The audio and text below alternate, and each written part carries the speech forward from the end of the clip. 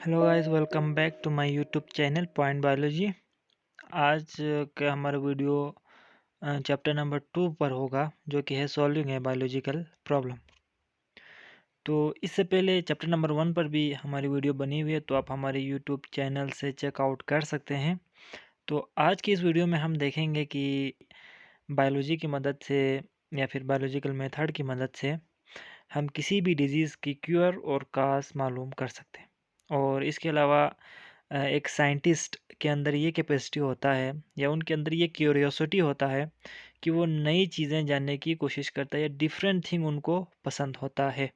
So if you are curious and you like new and different things then you are also a scientist. और as a scientist, जो साइंसदान किसी भी problem को हल करने के लिए जो मेथड यूज़ करते हैं, उस मेथड को कहते हैं साइंटिफिक मेथड। तो साइंटिफिक मेथड और बायोलॉजिकल मेथड एक ही है।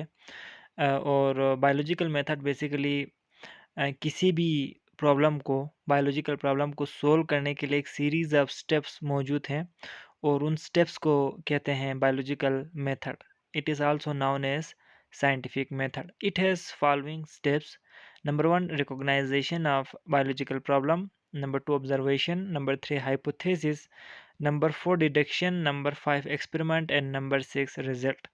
So इन तमाम स्टेप्स को फॉलो करके किसी भी बायोलॉजिकल प्रॉब्लम को का सॉल्यूशन निकाल सकते हैं। तो आज की इस वीडियो में हम देखेंगे कि हम किस तरीके से बायोलॉजिकल मेथड को यूज़ करते हैं और बायोलॉजिकल मेथड के स्टेप कौन-कौन से हैं, हर चीज़ को हम डिटेल में स्टडी करेंगे।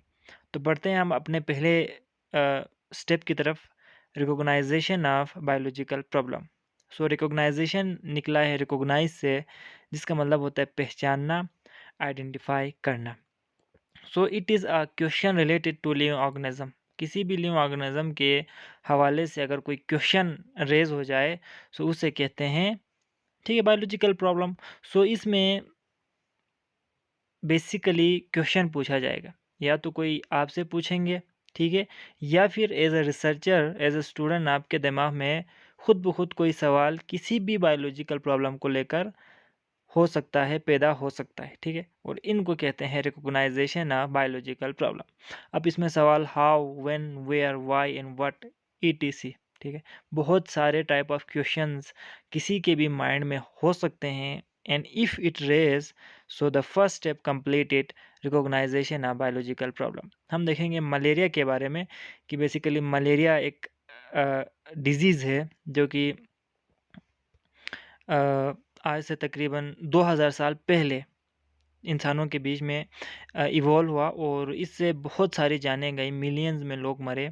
सो द फर्स्ट क्वेश्चन देज रेज वाज दैट कि what is the cause of malaria. अब लोग मर रहे थे, तो एक सवाल ये पैदा हुआ कि क्यों मलेरिया होता है, इसकी वजह क्या है। सो जब ये सवाल पूछा गया कि what is the cause of malaria, so first step complete हो गया कि वो था रिकॉग्नाइजेशन ऑफ बायोलॉजिकल प्रॉब्लम। और जब हम इसको रिकॉग्नाइज करते हैं, तो जो सेकेंड स्टेप शुरू होता है वो है ऑब्जर्वेशन, ठीक है। उस चीज़ के बारे में ऑब्ज़र्व करते हैं, मुशाहिदा करते हैं, उसके बारे में मज़ीद चीज़ें जानते हैं, ठीक है। तो ऑब्ज़र्वेशन में बेसिकली 5 सेंसेस का इस्तेमाल करते हैं, और 5 सेंस हमें पता है, सेंस ऑफ विज़न है, देखने की, सुनने की, सूंघने की, चखने की और छूने की, 5 सेंस है। तो इन 5 सेंस को यूज़ करके आपने किसी भी प्रॉब्लम के बारे में ऑब्ज़र्व करना है। तो इसमें जो ऑब्ज़र्वेशन है वो 2 टाइप के होते हैं, qualitative observation and quantitative observation, ठीक है। तो क्वालिटेटिव निकला है क्वालिटी से, और इसमें क्वालिटी के बारे में आपने ऑब्जर्व करना है, ठीक है। जैसे किसी भी प्रॉब्लम के उसमें क्वालिटीज़ कौन कौन से, फॉर एग्जांपल आई सेड कि कप ऑफ हॉट वाटर, ठीक है। कप ऑफ हॉट वाटर मैं कहूँगा, तो इसमें यह होगा कि जो मैंने हॉट वर्ड यूज़ किया है, दिस इज़ क्वालिटी, गर्म है, ठीक है, मैं ये कहता हूँ।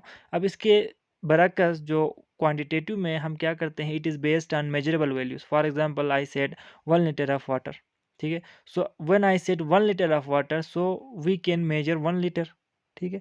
तो ये हमारे पास आता है क्वांटिटेटिव ऑब्जर्वेशन में। तो जो ऑब्जर्व आप करते हो किसी चीज़ को भी, किसी भी प्रॉब्लम को भी, सो ये 2 टाइप के आप ऑब्जर्वेशन को याद रखना है, अपने माइंड में रखना है। ये क्वालिटी भी हो सकता है और क्वांटिटी भी हो सकता है। ठीक है, अब हम मलेरिया की बात करते हैं कि मलेरिया में हमने क्या क्या चीज़ें ऑब्जर्व की।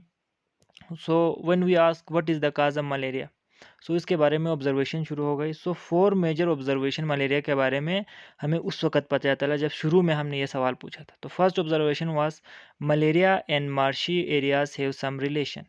मार्शी एरियाज कहते हैं जो दलदली एरिया हो, जहाँ पर पानी ठहरा हुआ हो और वहाँ पर कीचड़ हो गया हो और वहाँ पर गंदगी ज़्यादा हो, तो मार्शी एरियाज होता है। तो मलेरिया मार्शी एरियाज में ज़्यादा देखा गया, वहाँ पर ज़्यादा लोगों को होता था। Second observation was quinine is the effective drugs of treating malaria, यानी मलेरिया को इलाज क्विनीन से हो रहा था। Quinine is just a drugs. ठीक है, और इसके अलावा third observation was drinking the water of marshes does not cause malaria. अब as I said, first observation हमने कहा कि मार्शी एरियाज में मलेरिया होता है, और थर्ड ऑब्जर्वेशन हमें ये बता रहा है कि जो मार्शी एरियाज में जो मलेरिया हो रहा है, उस मार्शी वाटर को पीने से हमें मलेरिया नहीं होता। This was the third observation. और the first one is plasmodium is seen in the blood of malaria patient. ठीक है, प्लाज्मोडियम क्या है? It is a unicellular organism, बहुत ही माइक्रोस्कोपिक होता है, इसमें एक ही सेल होता है, लाइक अमेबा, और ये जो है ना मोल्ड्स में आता है, उसकी कैटेगरी में आता है। सो जिनको मलेरिया होता था उनके ब्लड के अंदर प्लाज्मोडियम को देखा गया। ठीक है, so this was just 4 observation, और इसकी मदद से जब ये हो जाता है तो हमारा नेक्स्ट स्टेप शुरू होता है, फार्मूलेशन ऑफ हाइपोथेसिस। अब हाइपोथेसिस क्यों बनाते हैं? हाइपोथेसिस कहते हैं मफरूज़े को। ठीक है, आपने कोई चीज़ सपोज करना है, इसे कहते हैं हाइपोथेसिस। अब जैसे कि हमने ऑब्जर्वेशन में देखा, पीछे बहुत सारी चीज़ें हमने ऑब्जर्व करते हैं किसी भी प्रॉब्लम में, जैसे कि मलेरिया हो गया, लेकिन आप इस ऑब्जर्वेशन को लेकर आगे जा नहीं सकते, बिकॉज इसमें बहुत सारे पॉइंट्स होते हैं और इन सब पॉइंट को आप एक साथ स्टडी नहीं कर सकते। So you have to formulate a hypothesis. इन सब को मिलाकर इन सब का एक निचोड़ आपने पैदा करना है, निचोड़ जिसे हम कहते हैं हाइपोथेसिस। और उसमें क्या होना चाहिए, जो भी आपने ऑब्जर्व किया है वो चीज़ें उसमें इंक्लूडेड होनी चाहिए। ठीक है, तो इसके कुछ कैरेक्टरिस्टिक्स भी हैं, खसूसियत होनी चाहिए, क्या कैसे बनाने हैं हमने हाइपोथेसिस। ठीक है, कुछ आइडिया हमें कैसे कि हम एक हाइपोथेसिस बनाएं तो किस तरह बनाएं। सो it should be a general statement, एक जनरल स्टेटमेंट होना चाहिए, आम सा कोई सेंटेंस होना चाहिए, जिसमें मतलब एक सेंटेंस हो उससे, या फिर 2 सेंटेंस हो, लेकिन मतलब बहुत लेंथी आपके पास कोई पैराग्राफ की शक्ल में हाइपोथेसिस ना हो, जनरल स्टेटमेंट हो। It should B tentative. Tentative का मतलब है इजीली लोगों को समझ में आए या इजीली पिक कर सकें, and it should agree with the available observation. जो आपने ऑब्जर्व किया है उसके हिसाब से आपकी हाइपोथेसिस हो, उससे हटकर उसमें कोई चीज़ शामिल ना हो। And the fourth and last one is it should be testable and falsifiable. इसको टेस्ट किया जा सके, लाइक कि आप इसको प्रैक्टिकली एक्सपेरिमेंट कर सकें इसके हवाले से, और इसको सही या फिर इसको गलत साबित कर सकें। ऐसा भी ना हो कि आप उसको परफॉर्म करो लेकिन आपको कोई रिजल्ट ना मिले। ठीक है, तो ऐसा हाइपोथेसिस नहीं होना चाहिए। हाइपोथेसिस कैसा होना चाहिए कि इसको सही, ट्रू या फॉल्स आप इसको कंसिडर कर सकते हो। ठीक है, अब हम मलेरिया की तरफ आते हैं। तो मलेरिया ने जो हमने ऑब्ज़र्व किया था, उसमें जो हमने 4 पॉइंट इसके ऑब्ज़र्वेशन लिखे थे, तो इसको लेकर एक साइंटिस्ट था लेवरिन, इसने 1882 में एक हाइपोथेसिस बनाया, यानी इन तमाम पॉइंट्स का निचोड़ बनाया, और उसने कहा कि plasmodium is the cause of malaria. ठीक है, एक सिंपल सेंटेंस है और इट इज़ हाइपोथेसिस। उसने ये फ़र्ज़ कर लिया कि हो सकता है प्लाज्मोडियम जो मलेरिया के पेशेंट के खून में हमें नज़र आ रहा है उसकी वजह से मलेरिया होता है। It is just an hypothesis.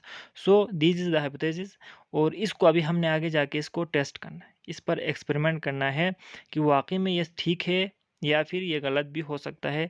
ठीक हो गया तो वेल एंड गुड, हमारा रिज़ल्ट आ जाएगा। लेकिन अगर इसके हिसाब से आपके रिज़ल्ट ना आए, so you have to come here again. आपने हाइपोथेसिस पे दोबारा आना है, दोबारा से ऑब्जर्व करना है, फिर हाइपोथेसिस बनाना है, नए हाइपोथेसिस के साथ आगे फॉरवर्ड करना है। ठीक है, अब इसके बाद जो नेक्स्ट स्टेप है ये बहुत अहम है, इसे कहते हैं डिडक्शन। डिडक्शन का मतलब होता है कुछ हासिल करना, कुछ निकालना। ठीक है, जैसे कि हमने हाइपोथेसिस बनाया, अब इस हाइपोथेसिस से आपने कुछ और चीज़ें क्या करना है, एज्यूम करना है। ठीक है, अब इसमें मैं क्या कह रहा हूँ, deduction are the logical consequence of hypothesis. Consequence कहते हैं नतीजा। ठीक है, तो आपने जो हाइपोथेसिस बनाया है उससे क्या आपको नतीजा मिल सकता है। ठीक है, let suppose, you have to suppose, इसको कहते हैं डिडक्शन। ठीक है, और इसमें आप क्या यूज़ करोगे, इफ़ एंड देन लॉजिक का इस्तेमाल करोगे कि अगर ऐसा हो रहा है तो फिर ऐसा होना चाहिए, ठीक है, लाइक दैट, कि इफ़ और देन आप इस्तेमाल करोगे। और डिडक्शन में क्या होता है, ये ट्रू भी हो सकता है, एक्सपेरिमेंट जब आप करोगे तो आपका ये ट्रू भी हो सकता है, आपने जो डिड्यूस किया है, इफ़ एंड देन इस्तेमाल किया है, या फिर आपने जो इफ़ एंड देन इस्तेमाल किया है वो रिजेक्ट भी हो सकता है। So it should be according to the hypothesis, और इसको आगे जाके आपने टेस्ट करना है थ्रू एक्सपेरिमेंट। तो अगर हम मलेरिया की तरफ आएँ तो हमने कहा था कि plasmodium is the cause of malaria. So इसमें हमने क्या डिडक्शन निकाला, if plasmodium is the cause of malaria then all person ill with malaria should have plasmodium in their blood. ज़ाहिर बात है ना कि अगर प्लाज्मोडियम की वजह से मलेरिया होगा तो जितने भी पेशेंट हैं, जितने भी मलेरिया इन्फेक्टेड लोग हैं, उन सब के ब्लड में प्लाज्मा होना चाहिए। इफ़ ये हो जाए सो हमारा जो हाइपोथेसिस वो सही हो जाएगा, ट्रू हो जाएगा। लेकिन इसके हिसाब से आपके रिज़ल्ट ना आए सो आपका जो हाइपोथेसिस है वो रॉन्ग हो जाएगा, ठीक है। तो अब इस पर हम करेंगे experimentation. As we know experiment क्या होता है, आपने इसको परफॉर्म करना है through collecting data, through quantitative and qualitative, दोनों मेथड से आपने इसको अब सही साबित करना है जो आपने हाइपोथेसिस बनाया था। Experiment are perform to prove if hypothesis is true और नॉट। एंड जो आपने डिडक्शन किया है हाइपोथेसिस से उसको आप टेस्ट करोगे, ठीक है। सो हम मलेरिया की तरफ आते हैं कि जो मलेरियन पेशेंट था तो आप इसमें एक्सपेरिमेंट किया गया, 100 पेशेंट से ब्लड सैंपल लिए और इसको माइक्रोस्कोप से एग्जाम किया, और जो रिज़ल्ट हमें मिला उसमें हमने ये देखा कि जितने भी 100 पेशेंट थे उन सब के ब्लड में प्लाज्मोडियम मौजूद था। तो यहाँ पर एक चीज़ क्लियर हो गया ना भाई कि सब के ब्लड में अगर प्लाज्मोडियम है इसका मतलब है कि कहीं ना कहीं प्लाज्मोडियम ही मलेरिया काज कर रहा है, ठीक है। सो ये हमारा एक्सपेरिमेंट था और इसका जो रिज़ल्ट है एज यू सी, इसका रिज़ल्ट हमने जो डिडक्शन किया था और जो हमने हाइपोथेसिस बनाया था उसके मुताबिक आया है। So our hypothesis is true. अब हम इससे आगे बढ़ेंगे आखिरी स्टेप में जो कि हमारे पास है समराइजेशन ऑफ रिज़ल्ट, ठीक है। तो इसमें आप डेटा कलेक्ट, जो भी आपने डेटा कलेक्ट किया है, जो भी आपने परफॉर्म किया है उसको आप नोट करोगे, ठीक है, इससे रिज़ल्ट ड्रा करोगे। और हमने जो प्लाज्मोडियम में देखा था, मलेरिया में देखा था कि हमने जो हाइपोथेसिस बनाया था plasmodium is the cause of malaria, so ये जो हमारा एक्सपेरिमेंट है वो इस चीज़ को साबित कर रहा है। इसका मतलब है हमने इसका नतीजा हल निकाल लिया, यानी जो हमने आइडेंटिफाई बायोलॉजिकल प्रॉब्लम किया था कि what is the cause of malaria. So हमने जो जितने भी स्टेप्स हमने फॉलो किए इससे हमें पता चला कि plasmodium is the cause of malaria. तो आज की इस टॉपिक में हम मलेरिया के फैलाव के बारे में देखेंगे कि मलेरिया कैसे फैलता है। तो थोड़ा हम प्रीवियस नॉलेज की बात करते हैं कि हमने अपनी पहली वीडियो में किन चीज़ों का जिक्र किया था। वो इसलिए क्योंकि इस वीडियो में भी उनका बहुत अहम किरदार होने वाला है कि उसको उसको हम दोबारा से रिवाइज़ किए बगैर इसमें जो है ना कुछ टॉपिक आपको समझ में नहीं आएगा, तो वो चीज़ बहुत ज़रूरी है। तो सबसे पहली चीज़ है कि जब हमें पता चला कि प्लाज्मोडियम की वजह से मलेरिया होता है तो ये बहुत अहम हो गया कि हम ये पता करें कि प्लाज्मोडियम कैसे इंसान के खून में आता है। बिकॉज़ हमने कहा था प्लाज्मोडियम एक यूनिसेलुलर ऑर्गेनिज़्म है, तो इंसान के खून में ये नहीं होता, ठीक है, जो हेल्दी होता है, लेकिन पेशेंट के अंदर, मलेरिया पेशेंट के अंदर ये खून में मौजूद होता है। So we have to find out कि ये कैसे खून के अंदर आता है, ठीक है, इस वीडियो में हम वो चेक करेंगे। तो इससे पहले थोड़ा हम प्रीवियस ऑब्जर्वेशन की बात करते हैं कि मलेरिया एसोसिएटेड विद मार्शिस, यानी मार्शी वाटर में मलेरिया, उस एरिया में जहाँ मार्शी वाटर होता है वहाँ पर मलेरिया ज़्यादा फैलता है या वहाँ पर मलेरिया होता है। और second thing is drinking water of marches does not cause malaria. तो इन दोनों जो ऑब्जर्वेशन से हमने जो फाइंड आउट किया था वो ये था कि प्लाज्मोडियम मार्शी वाटर में मौजूद नहीं होता, बिकॉज अगर वहाँ पर ये प्लाज्मोडियम होता तो मार्शी वाटर को पीने से मलेरिया होता, लेकिन मलेरिया नहीं होता, प्रीवियस ऑब्जर्वेशन। और सेकेंड थिंग इज़ कि जब अगर वो पानी के अंदर नहीं है मार्शी वाटर में, so it must be carried by something that come to marshy water, तो कोई ऐसी चीज़ उसको वहाँ पर लाता होगा जो मार्शी वाटर में अक्सर आता है या वहाँ पर अक्सर मौजूद होता है। सो हमने ये भी देखा कि जो मार्शी वाटर में अक्सर क्या मौजूद होता है, मॉस्किटोज़ होता है, ठीक है। जहाँ पर आप देखो ना मार्शी वाटर हो या पाउंड्स हो जहाँ पर पानी खड़ा हो तो वहाँ पर बहुत ज़्यादा मॉस्किटो के ब्रीड्स मौजूद होते हैं, ठीक है। तो ये हमारी ऑब्जर्वेशन है, इसको आपने साथ लेके चलना है। सो पिछले वीडियो की तरह इस वीडियो में भी हम इस प्रॉब्लम को सॉल्व करने के लिए बायोलॉजिकल मेथड को यूज़ करेंगे। और biological method as we know that कि सीरीज़ ऑफ स्टेप्स है, और इस स्टेप्स में हमारे पास recognization of biological problem, observation, hypothesis, deduction, experiment और रिजल्ट। ठीक है, तो ये सारे स्टेप्स हैं। इन्हीं स्टेप को फॉलो करके हम देखेंगे कि हाउ मलेरिया स्प्रेड, कैसे मलेरिया फैलता है। तो फर्स्ट स्टेप है हमारे पास है रिकॉग्नाइजेशन ऑफ प्रॉब्लम। और इसमें हमारे पास प्रॉब्लम ही क्या है? वही प्रॉब्लम है ना भाई कि हमने कहा प्लाज्मोडियम की वजह से मलेरिया होता है, लेकिन मार्शी वाटर में प्लाज्मोडियम नहीं होता। सो कोई ऐसा एजेंट है जो कि प्लाज्मोडियम को उस मार्शी वाटर के पास लेके आता है।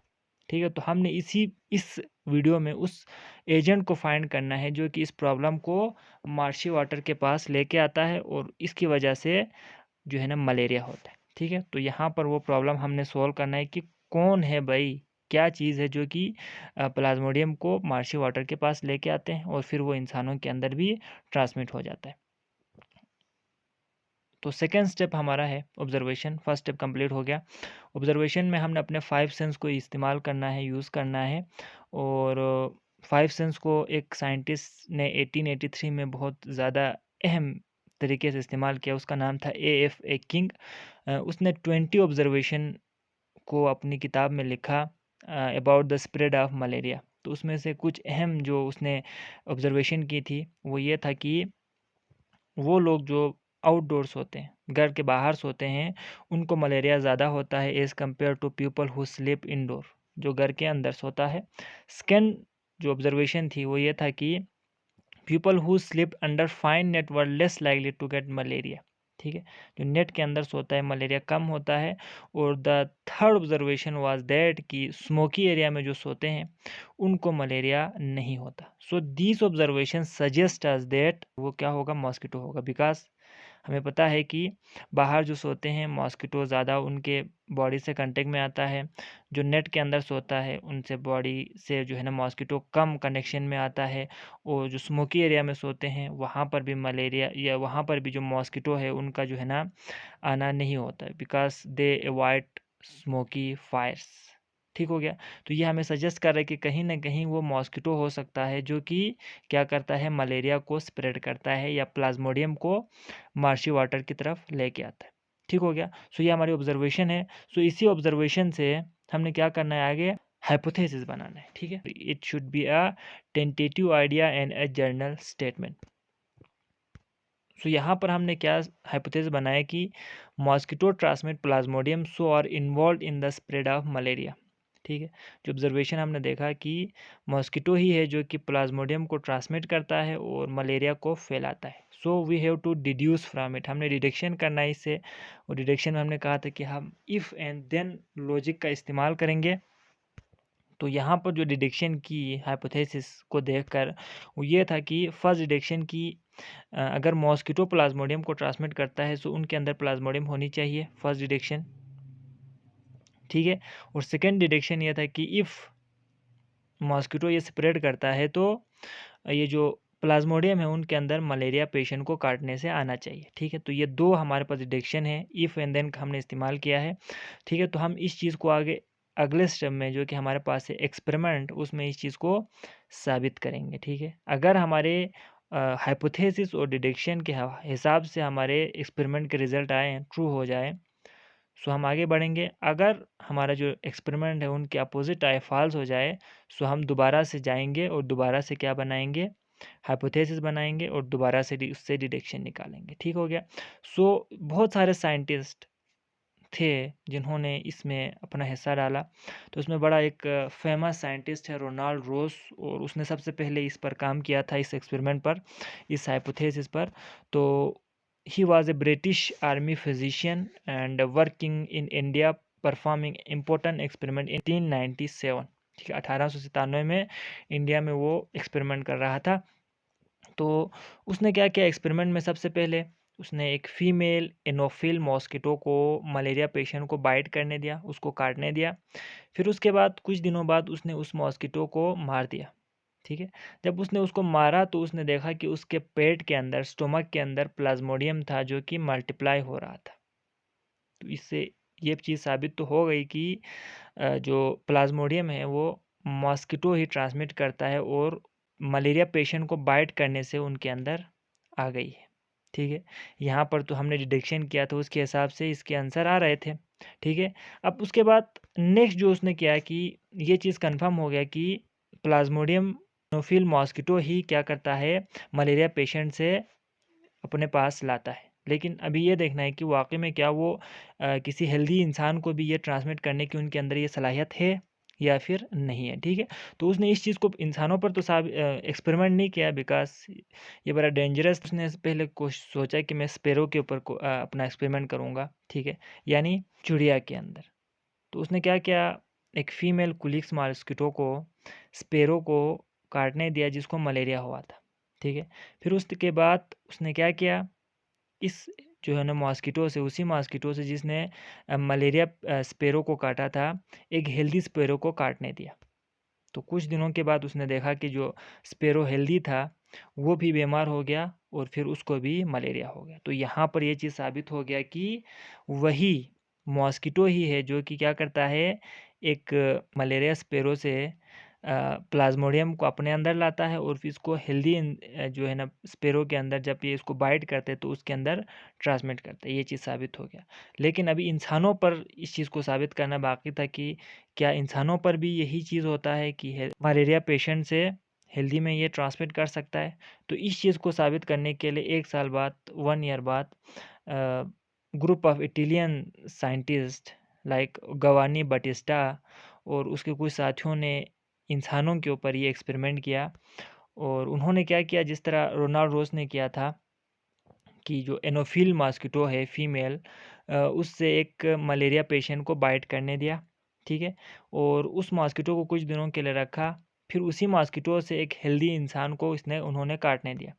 तो क्या देखा उन्होंने कि कुछ दिनों बाद उस इंसान को भी, हेल्दी मैन को भी मलेरिया हो गया। तो यहाँ पर ये चीज़ कंफर्म हो गई कि वाकई में ये मॉस्किटो ही है जो कि क्या करता है, मलेरिया को ट्रांसमिट करता है। तो हमारा जो हाइपोथेसिस जो हमने बनाया था वो इस एक्सपेरिमेंट की मदद से ट्रू साबित हो गया। ठीक है, तो इसका रिजल्ट में हम क्या बता सकते हैं कि प्लाज्मोडियम मॉस्किटो ही है जो प्लाज्मोडियम को ट्रांसमिट करता है जिसकी वजह से मलेरिया फैलता है। तो हमने बायोलॉजिकल मेथड को या साइंटिफिक मेथड को यूज़ करके एक और प्रॉब्लम को यहाँ पर सॉल्व किया। हमने अपनी पहली वीडियो में एक प्रॉब्लम को सॉल्व किया था कि मलेरिया किस वजह से होता है, काज़ा मलेरिया, और इसमें भी हमने इसी जो है ना स्टेप्स को यूज़ करके ये फाइंड किया कि मलेरिया कैसे फैलता है। ठीक हो गया। तो आई होप कि आपको साइंटिफिक मेथड या बायोलॉजिकल मेथड समझ में आ गया होगा कि आप उसको किस तरीके से इस्तेमाल कर सकते हो और कैसे इससे बेहतर नतीजा निकाल सकते हो। तो आज की इस टॉपिक में हम थ्योरी और लॉ को पढ़ेंगे। तो सबसे पहले अगर हम थ्योरी की बात करें कि what is theory, so if hypothesis is found correct then it become a theory. जैसे कि हमने अपनी पिछली वीडियो में जिक्र किया था कि एक सीरीज़ ऑफ स्टेप है जिसकी मदद से हम कोई ना कोई किसी भी प्रॉब्लम का रिजल्ट निकालते हैं। ठीक है, इफ़ रिजल्ट कम्स ट्रू या फिर हम उसे कहते हैं hypothesis comes true then in become a theory. And theory ऐसी एक कंसेप्ट है जिसको बहुत सारी एविडेंस की ज़रूरत होती है, यानी कि आपने इसको जिस तरीके से एक्सपेरिमेंट किए हैं वो सारे रिज़ल्ट आपके आपके हाइपोथेसिस के हिसाब से आने चाहिए। बार बार आप ट्राई करोगे तो सेम रिज़ल्ट आना चाहिए। ठीक है, इट इज़ थ्योरी। और थ्योरी में एक ये है कि फ्लेक्सिबिलिटी मौजूद होती है। इसका मतलब ये है कि आप थ्योरी को चेंज कर सकते हो if you find a better evidence. For example हमारे पास एग्जांपल में है थ्योरी ऑफ एवोल्यूशन। ठीक है, चार्ल्स डार्विन ने दिया था। तो डार्विन ने कहा था कि जो इंडिविजुअल है वो इन्वायरमेंट क्या करता है, उसको सेलेक्ट करता है, जो सर्वाइवल ऑफ द फिटेस्ट कहते हैं। तो इसमें एक बहुत बड़ी कंसेप्ट है थ्योरी ऑफ एवोल्यूशन। सो ये जो थ्योरी ऑफ एवोल्यूशन है, जितना हमें एविडेंस मिलता है, जितना हमें फॉसिल्स से मिलता है या फिर किसी भी तरीके से केमिकली जो एविडेंस मिलता है, उस एविडेंस की बुनियाद पर इस थ्योरी को चेंज किया जा सकता है अगर बेटर एविडेंस मिले तो। ठीक है, तो थ्योरी थोड़ा फ्लेक्सिबल होता है, इसमें चेंज की गुंजाइश होती है। जबकि हमारे पास जो सेकंड है वो है लॉ और principal. A theory that has been verified and appear to have wide application may become biological principle or law। ठीक है, जो कि कंप्लीट वेरीफाइड हो और अपने गिवन कंडीशन में ये बार बार करेक्ट साबित हो जाए। ठीक है, इसमें मज़ीद चेंजेस की कोई गुंजाइश ना हो तो वो बन जाता है लॉ। और फॉर एग्जांपल मैं इसके एक एग्जांपल देता हूँ आपको, Mendel's law of inheritance. George Mendel ने एक एक्सपेरिमेंट किया था जीन के हवाले से, ठीक है, इनहेरिटेंस के हवाले से। तो उसने दो लॉ दिया था, Mendel law of segregation and Mendel law of independent assortment. So उसके गिवन कंडीशन में, यानी हेट्रोजाइगस कंडीशन में, होमोजाइगस कंडीशन में हमेशा जो है ना रिजल्ट मेंडल्स के लॉ के हिसाब से आते हैं। आप इसको चैलेंज नहीं कर सकते जिस कंडीशन में मेंडल्स ने कहा था कि हम एक्सपेरिमेंट करेंगे। तो ठीक है, तो ये लॉ बन जाता है, it can not be challenge. ठीक है, तो ये एक थ्योरी से बेटर कंसेप्ट है, और थ्योरी को आप उसमें चेंजेस कर सकते हो, लेकिन लॉ में आप मज़ीद चेंजेस की गुंजाइश नहीं होता। आप उसके गिवन कंडीशन में आप इसको अप्लाई कर सकते हो। ठीक हो गया।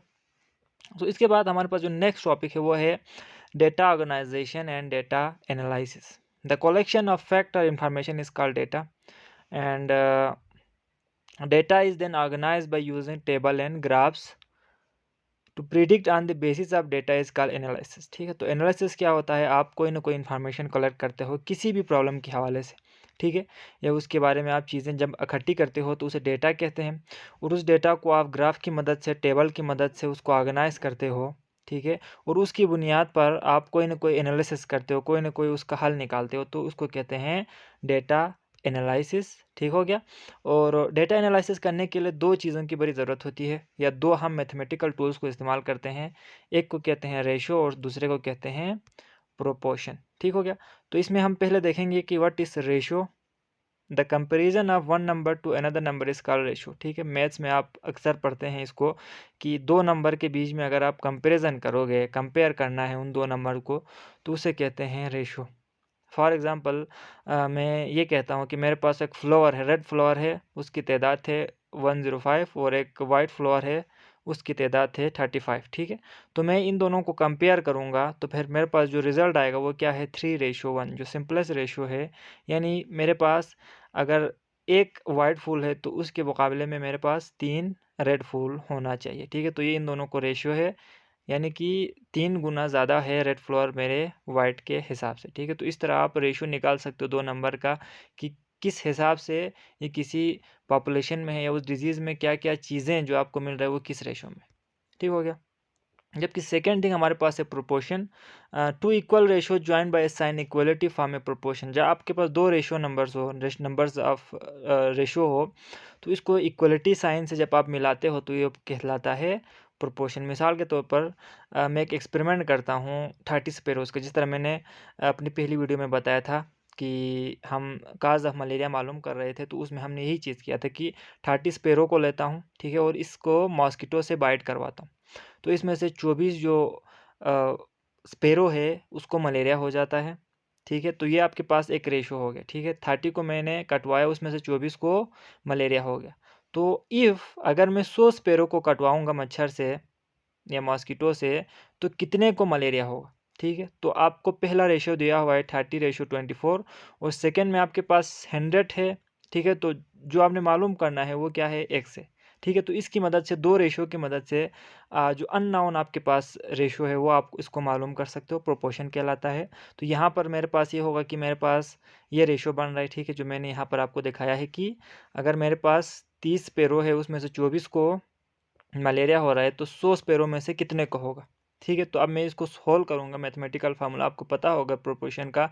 सो मेरे पास जो x आता है वो आता है 80। ठीक है, इसका मतलब क्या है कि 100 में से 80 को क्या हो जाएगा, मलेरिया हो जाएगा, अगर मैं उसको मॉस्किटो से कटवाऊँगा। यानी मैंने पहले रेशो को देखकर दूसरे का जो है ना रेशो मालूम किया। तो इसको कहते हैं प्रोपोर्शन, और इसको इक्वलिटी साइन से रिप्रेजेंट करते हैं। ठीक हो गया।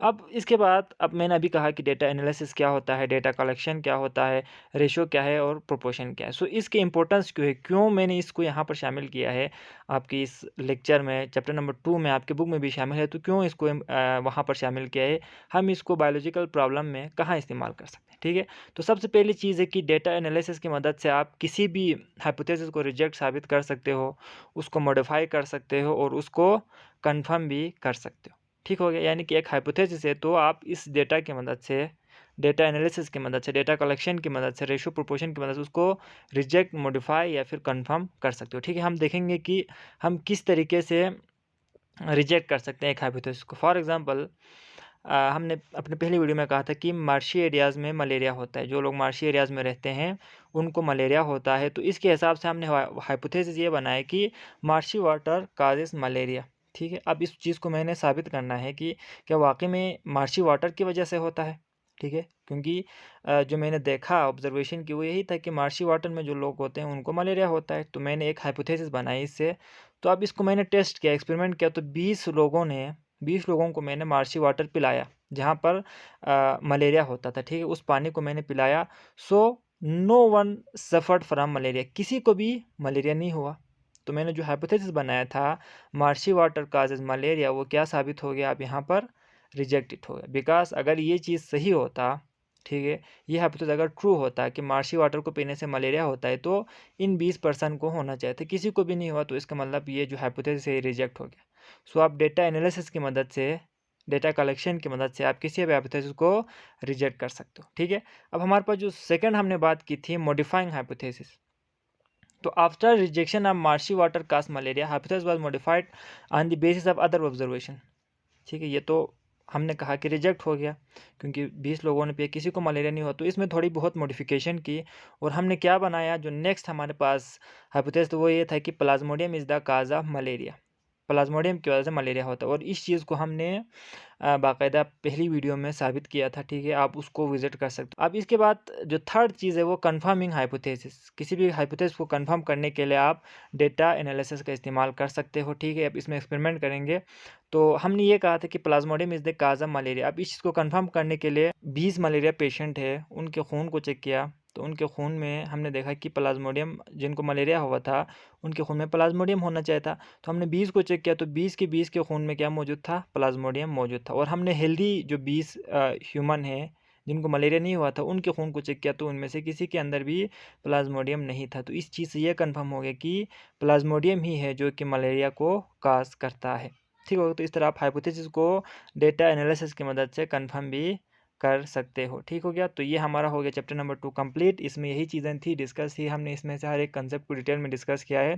तो इसके हवाले से अगर आपके पास कोई क्वेश्चन है या कोई आपको टॉपिक समझ में नहीं आया है तो आप कमेंट में हमें सवाल क्वेश्चन पूछ सकते हैं, हम आपको उसका जवाब ज़रूर देंगे। और अगर आपको हमारी वीडियो पसंद आई हो तो लाइक ज़रूर कीजिएगा और हमारे चैनल को सब्सक्राइब कीजिए ताकि आपको नेक्स्ट चैप्टर के जो कंसेप्ट है उसकी हम वीडियो जल्दी अपलोड कर सकें। मिलते हैं अपनी अगली वीडियो में। अल्लाह हाफिज़।